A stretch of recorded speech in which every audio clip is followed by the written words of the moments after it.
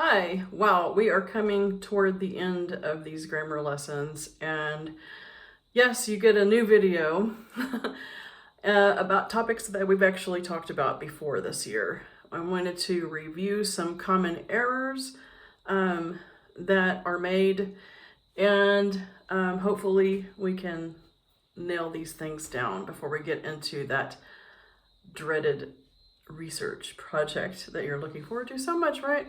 Anyway, here we go.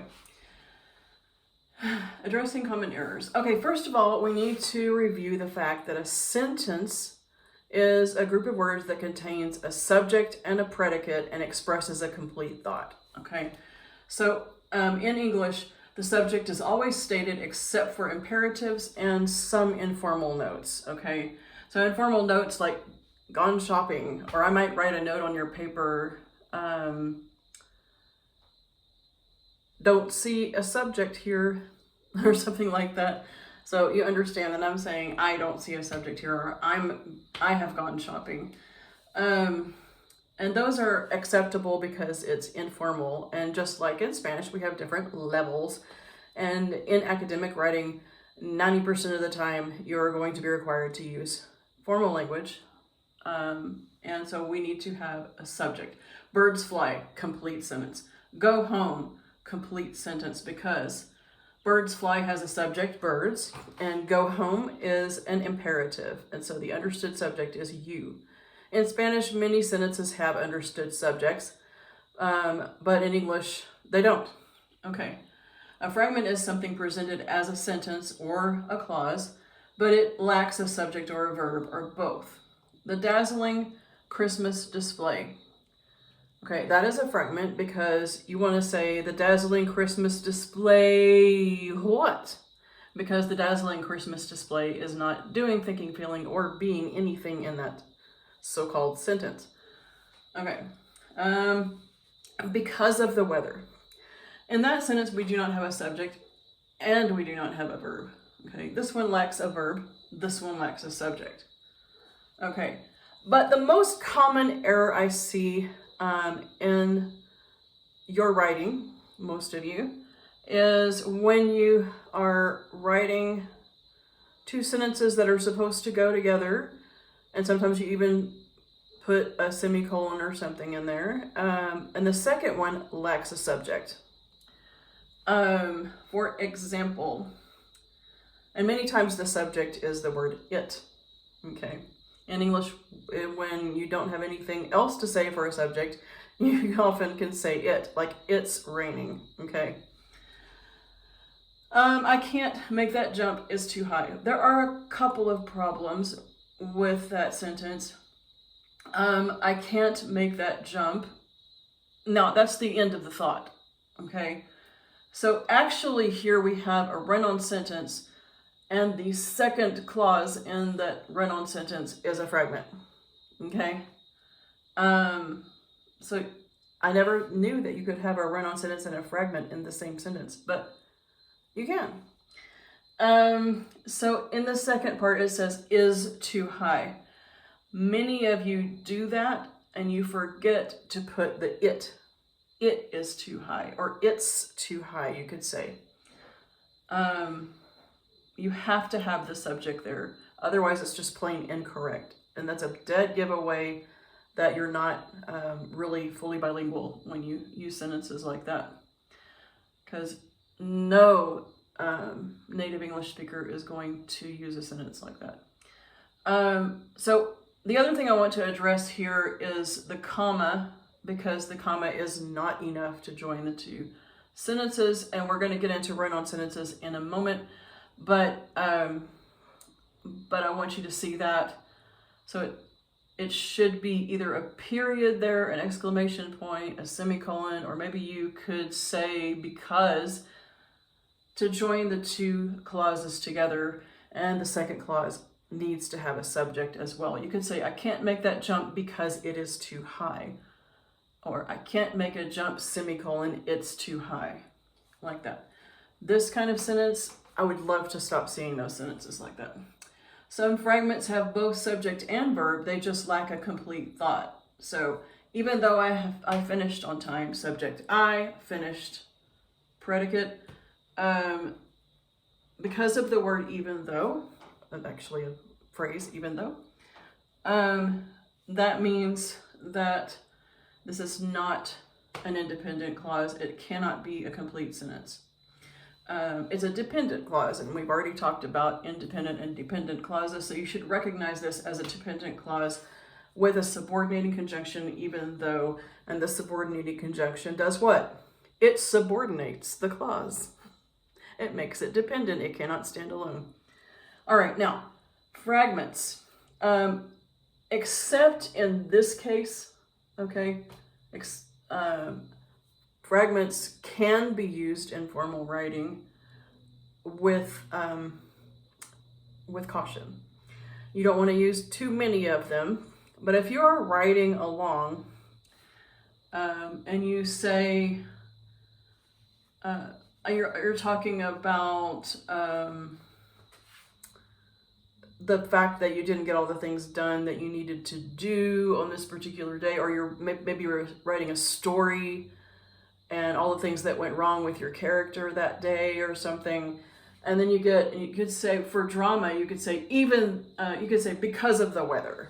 Okay, you might be able to put that fragment in there, and it might work. Okay. However, I have not always seen it done well by students, so I would probably avoid it unless you are really trying to develop a writing craft and you've come a long way and you think you can pull it off. Okay, some of you I've seen pull it off, so we'll see. Let's see. A run-on sentence has two or more independent clauses without a conjunction, so we have that here. Without a conjunction, semicolon, or relative pronoun to join them. He was a very naughty, angry child, and so I'm going to automatically put and. He was a very naughty, angry child. He lived in Cortez with an aunt. Okay, this is actually taken from one of your stories that you wrote, and this is super common, and especially as you are writing stories and essays in my class. And I've said this before, and I will say this again, that when you are writing a paragraph, you still need to have separate sentences within the paragraph. And some people have this habit of not putting any periods until the end of the paragraph. And you just keep going. You see, I just did that, and I had several thoughts, and I just kept going with and in between. And so it's not always a run-on sentence that's the problem. Your sentence could be written grammatically correctly, but it could be too long. But a run-on sentence, this one, and I forgot to put the and. I apologize to the one of you whose sentence I wrote. It should be and, naughty and angry child. He did put that. Oops. But the comma is not enough to join those two complete thoughts. And I put an ellipse here at the end because he kept going. The sentence kept going after that, but I just didn't feel it was necessary to keep writing and writing. I just wanted to show you that the thought stops here with child, and probably that should be a period, or you could change the word. He was a very naughty and angry child who lived in Cortez with an aunt. You could join them with a relative pronoun. Let's see. So there are different ways you can fix these things. You can separate sentences, especially if you have an entire paragraph made of one rambling or run-on sentence. You do need to make that into more than one sentence.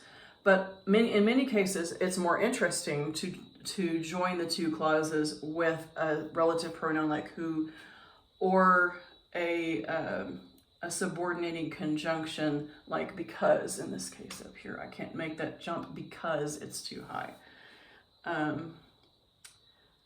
So semicolon would not work here because those two thoughts are not closely enough related to have a semicolon between them. when in doubt, I would try to use either a relative pronoun or a subordinate conjunction to fix run-on sentences or a period to separate them.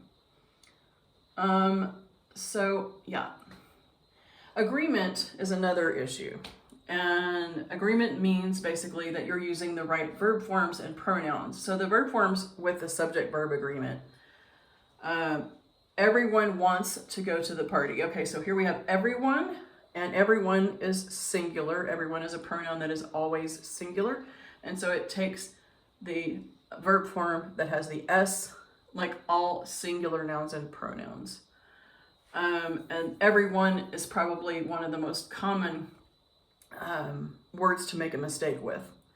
Another common word to make a mistake with is each. And so with this one, when you're talking about pronoun antecedent agreement, here we have each one of the girls received a charm for her bracelet. So with the verb in past tense in English, you do not have to worry about agreement because there is only one form of receive for, or of any verb for past tense. What I'm looking at here is this down here, okay? Many times I would see each of the girls received a charm for their bracelets, okay? But the subject of the sentence is each, and each is also the antecedent of this pronoun. And each is always singular like everyone, and her refers back to that. So the antecedent and the pronoun must agree. In this case, the antecedent is also a pronoun, but we got it. So hopefully you'll remember that as you go into exercises and sentences. Clear pronoun reference means a pronoun clearly refers to an antecedent. And on pages 130 to 133 in your book, it goes into that in much more detail than I'm going to right now. And we have already gone over it in, I think, second quarter. I'm just reviewing all of these things right now. So the most common error is with the word you. That's one reason I tell you not to use the word you in your formal writing. Another reason is because technically many times you end up telling you, and I am talking to you, you end up telling your reader, basically me, what to do.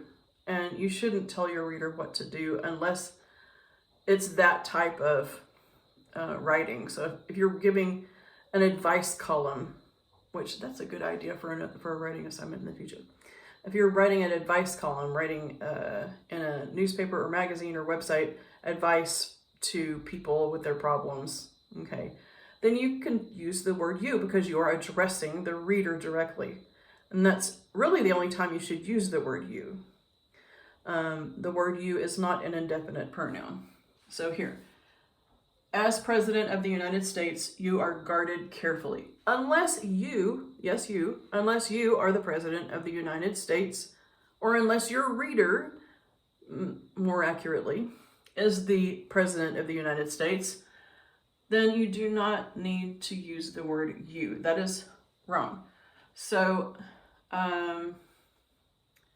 probably the way to fix this one is to say, the President of the United States is always guarded carefully.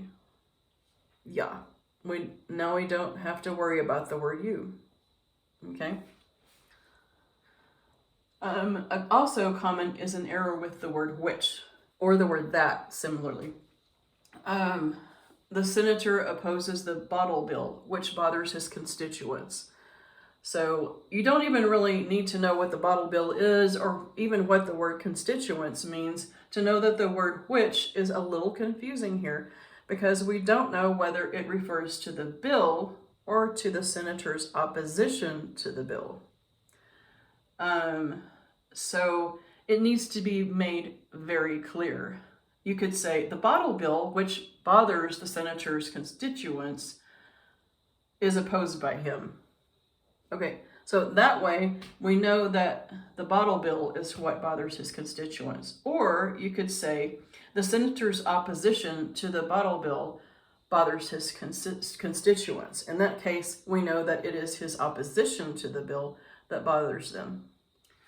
So Careful with the word which, careful with the word you, careful with everyone and each, particularly in agreement.